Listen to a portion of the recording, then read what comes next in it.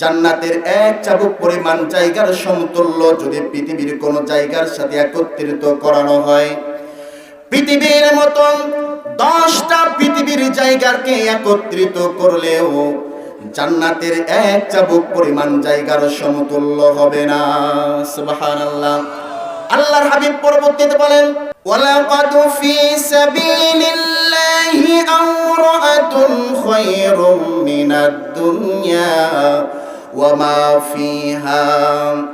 কোন ব্যক্তি যদি দ্বীনের জন্য, ইসলামের কোন কিছু শিখার জন্য মাহফিলে বসে, দ্বীনের কোন মজলিসে বসে, কুরআনের কোন মজলিসে যদি বসে, অল্প সময় যে দ্বীনের জন্য ব্যয় করেছে, এই দুনিয়ার বেতন মতন 10টা দুনিয়ার সময়কে একত্রিত করলেও অল্প সময় যে আমরা বসে আছি, এই অল্প সময়ের সমতুল্য হবে না।